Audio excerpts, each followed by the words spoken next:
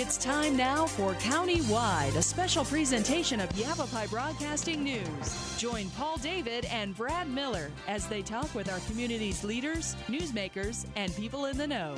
You'll hear about the hot topics that affect all our lives here in Yavapai County. And now, here's today's County-Wide.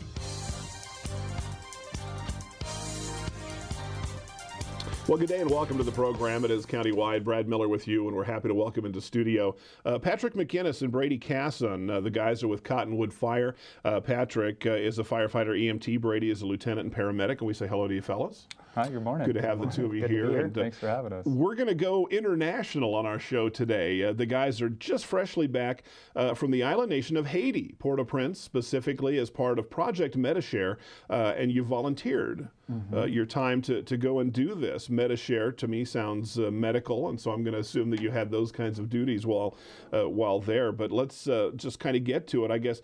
Now, Patrick, you were there July 7th through 13th, so about a week. Correct. Yep. And then followed right on your heels. Brady, you were there the very second. next week. Yeah. So you told me you overlapped by about 3 hours was all, Yeah. But you were in the same place. That's correct. Where were you? We're in the same hospital, Hospital Bernard Meves in Port-au-Prince. Okay. And we were both there for a week. As I was leaving, there was an overlap between the flights. Okay. He was coming in, so I was able to kind of see him, give him the scoop a little bit. And say, hey man, turn around now. yeah, go back. Yeah, go exactly. back. Now, it sounds, in chatting with the two of you leading up to the show, it sounds like this was a very rewarding experience for both of you. Oh, absolutely. And I think we could talk all morning about this, but our time will be short. Describe for me, Patrick, what was your mission there? What did you do while there, and why did you volunteer? Why did you want to do this? Well, I volunteered because it's something I've been interested in for years. I've done some international traveling in the past. I've been lucky and been able to do some of that, but I haven't volunteered some of my skills before. And I was interested in volunteering skills, going abroad and helping. Yeah. And I had talked to some folks some years ago that did this, been wanting to do it ever since, and finally was able to make it happen.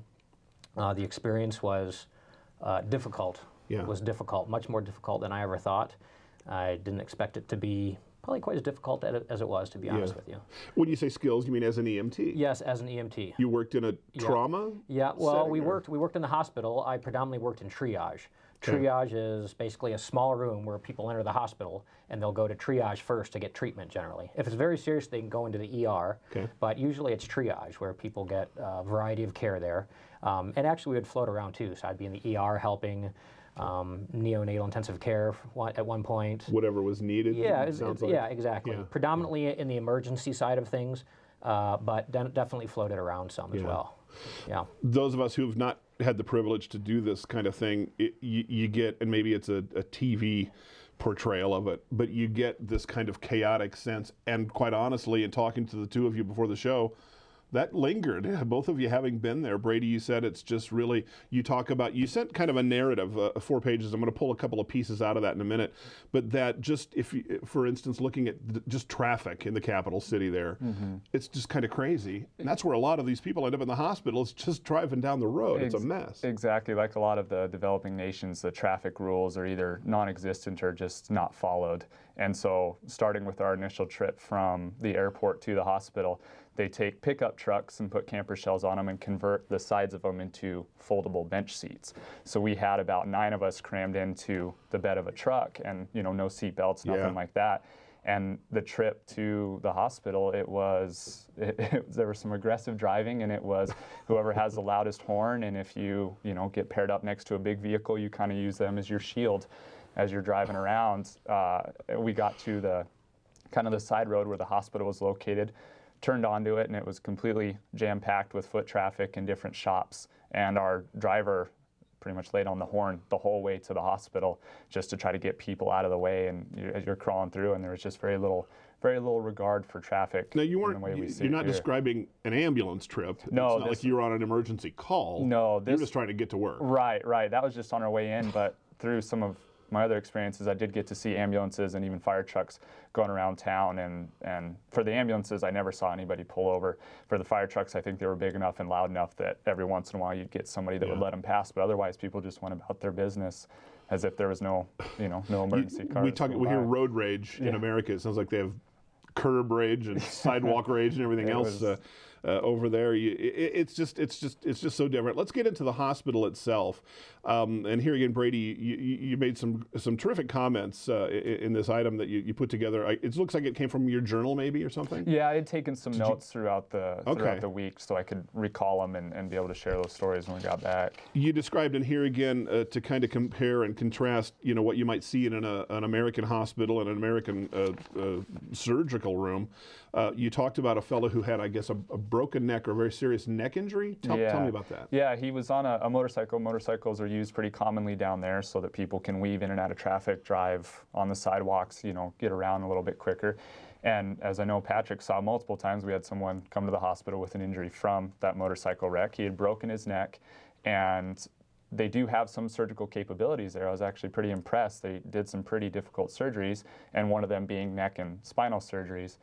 This gentleman with his neck fracture had to have his neck aligned and then fixed. Yeah. I was there when the surgeon was talking to the ER doctor.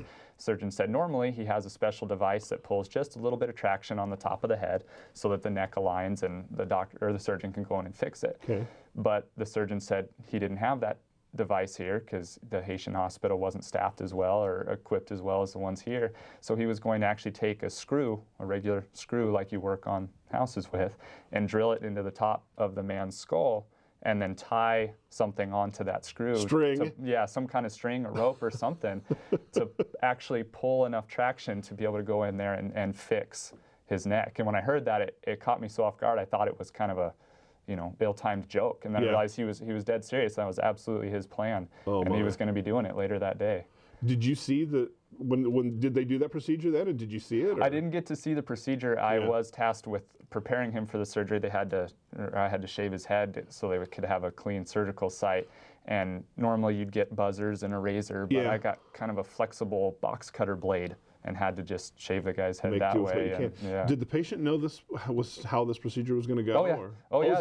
They told him, and the community down there, it seems like they're very tough down there, and they're very resilient. You'd have to be. Yeah. People smashing into each other left and right all over the place. So they told him that that's what they were going to be doing. He just kind of smiled, because he didn't really have much of another choice, but to them, that was just the norm, versus here, it's very shocking Knew to he hear needed something help, like that. Right.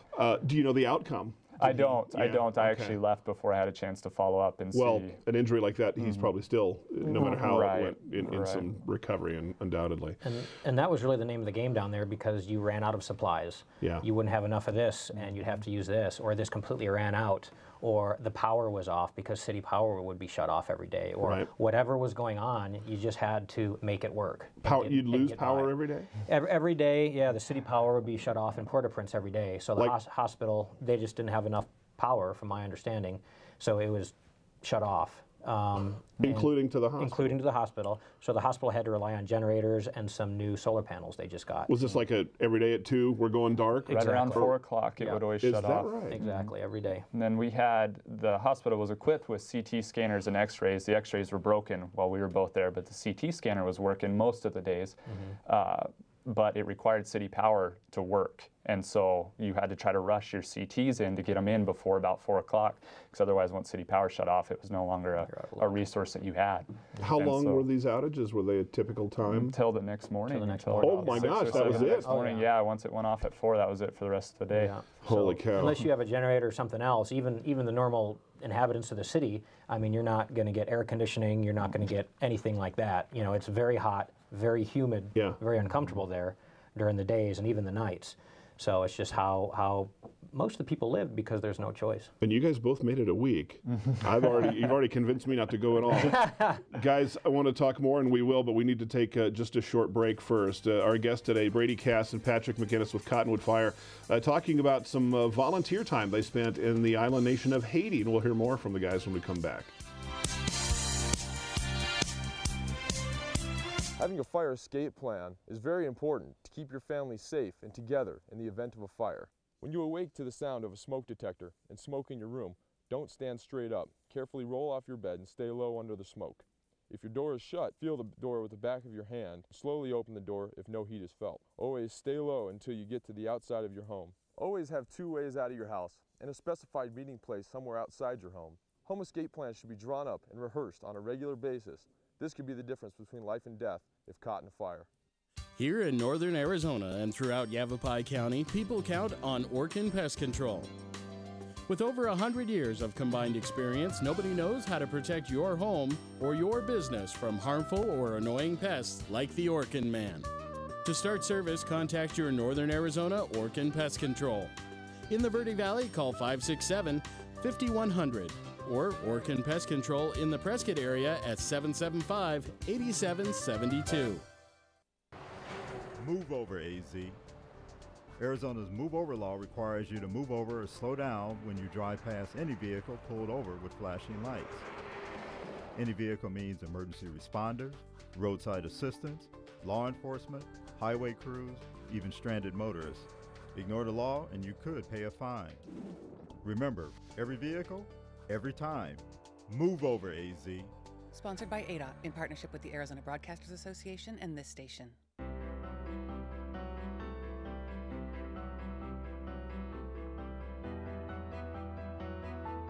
Body language can tell you all sorts of things.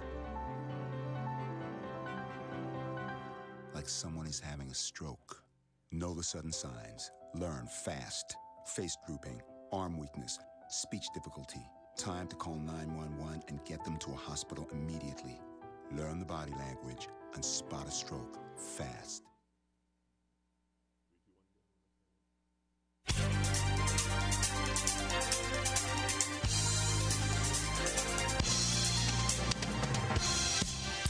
We welcome you back to the program, again, county-wide today. And if you have a guest recommendation or a comment about the show, you're welcome to send that to news@myradioplace.com. We'll get that, Paul and I, and we're happy for suggestions about guests. We've had some good ones in the past and appreciate that from you. Our guest today, Patrick McInnes, Brady Casson, just back from Haiti. You were part of Project MetaShare, and I wanted to kind of mention that, a strong program. Obviously, the two of you found a very fulfilling experience out of it, and we salute, the volunteerism that this project provides, and the two of you personally did. A lot of people, you say Haiti, you think about the earthquake of 2000, when was that, 7? Whatever, the big earthquake, and a lot of funding went to Haiti and a lot of help, and you're telling me that's not the case anymore, that money's gone, or? Well, a lot of the money has dried up down there. Yeah. They have done a lot of reconstruction. A lot of the rubble has been cleared. There was a lot of tent cities for a number of years after the earthquake. Those are still in place, but from my understanding, the government has helped a lot of those people kind of relocate out to other areas. So they're lessened now, rubble's lessened, but the general situation in the city, even before the earthquake, was pretty difficult by American standards. As far as standard of living. In other words, the scene that you've painted for us is not because of it's not fallout still from the earthquake. They're not in that sense recovering. This is business as usual. It was just, this is kind of how it was before the quake. Right. Absolutely. Right. That's just where they're at developmental-wise as far as the country goes. But unfortunately, before the earthquake, and then the earthquake was a big hiccup, but it's just where it's been par for the course.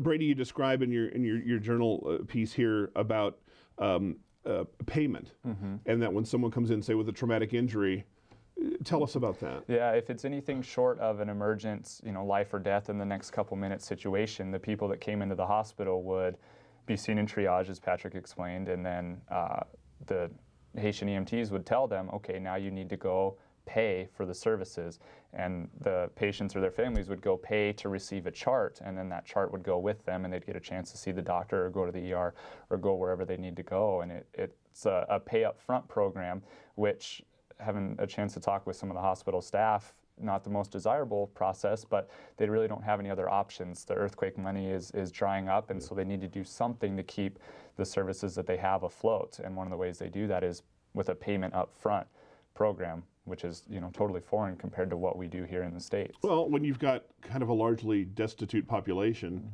there is no other option. There's no insurance, I'm assuming, but that's just not part of even how the game is played there. No. So let's go back to, I don't mean to make light, but screw in the head guy. He comes in, it sounds like he was somewhat cognizant, and it was certainly a serious thing.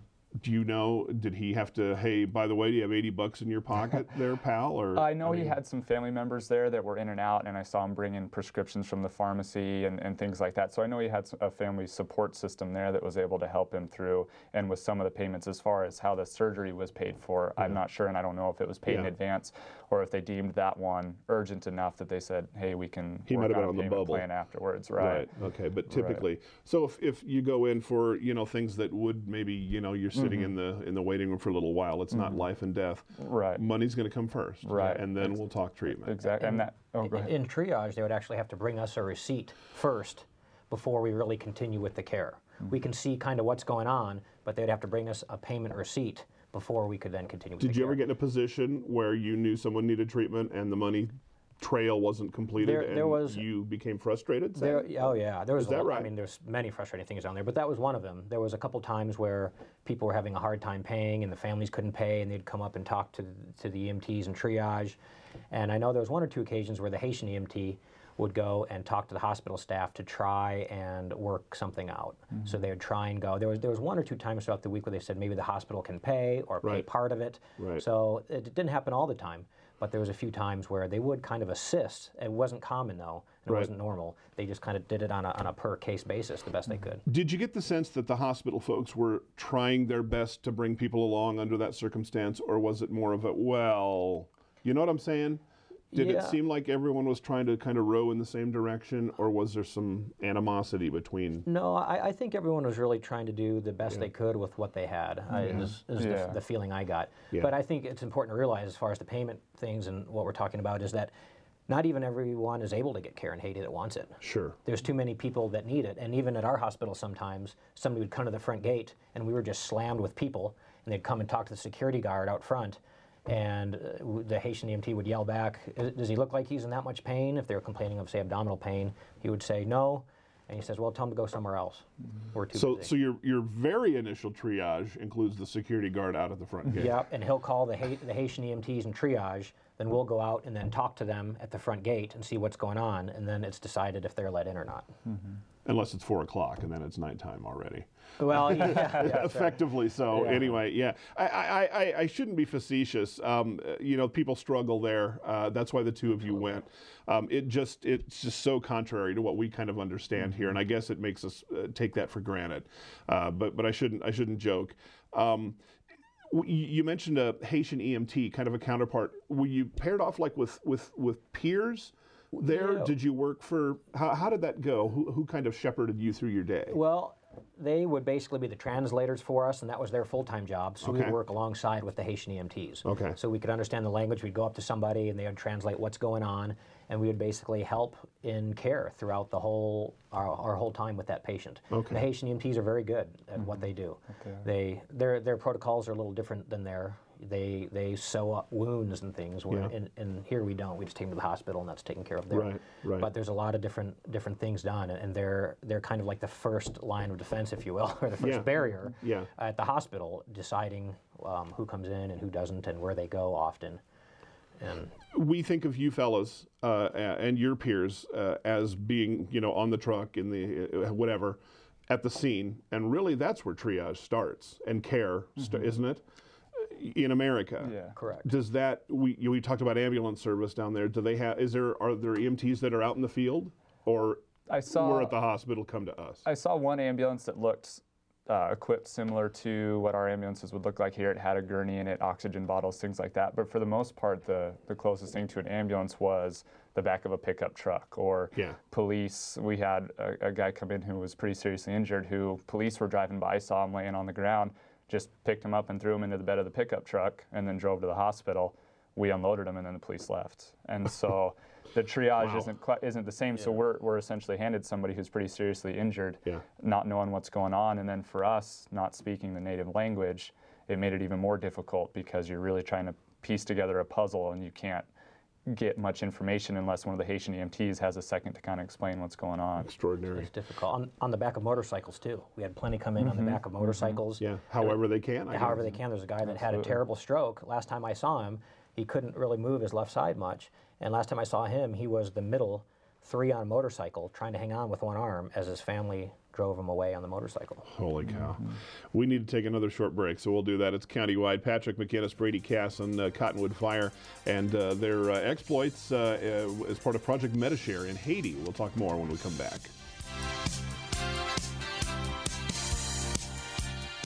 Having a fire escape plan is very important to keep your family safe and together in the event of a fire. When you awake to the sound of a smoke detector and smoke in your room, don't stand straight up. Carefully roll off your bed and stay low under the smoke.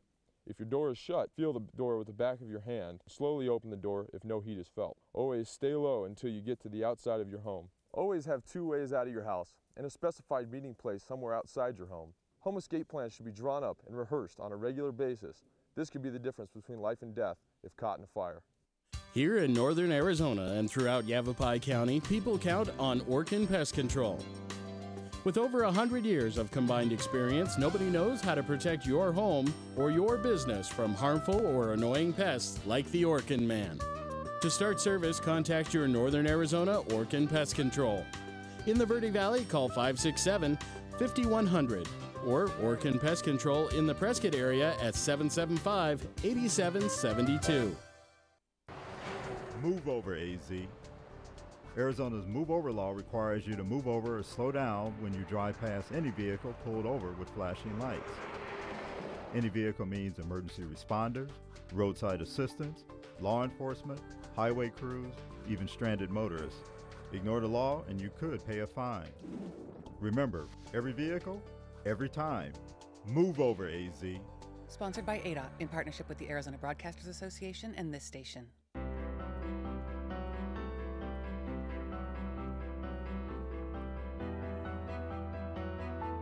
Body language can tell you all sorts of things. Like someone is having a stroke. Know the sudden signs. Learn fast. Face drooping, arm weakness, speech difficulty. Time to call 911 and get them to a hospital immediately. Learn the body language and spot a stroke fast.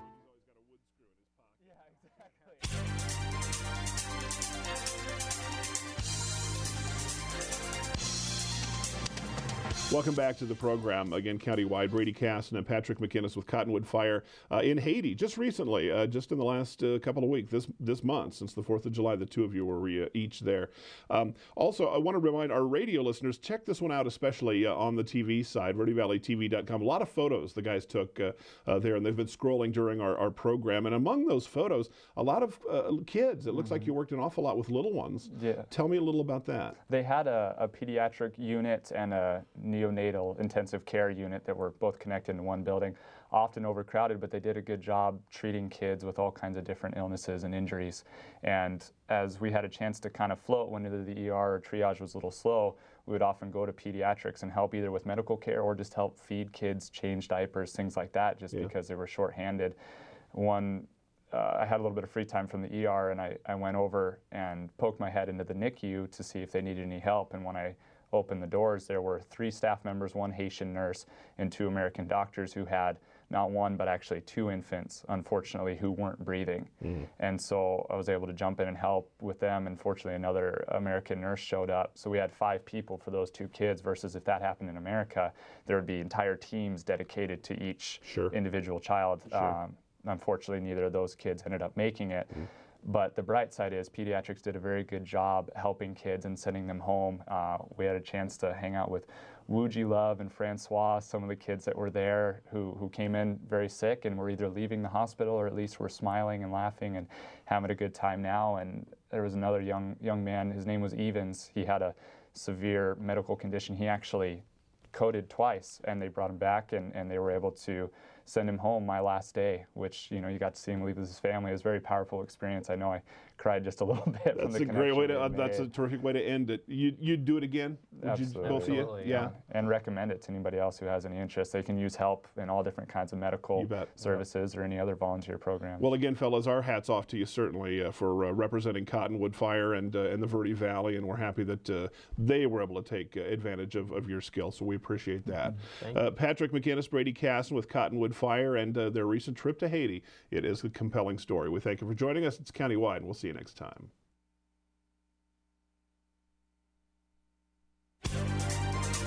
This has been County-Wide, a special presentation of Yavapai Broadcasting News.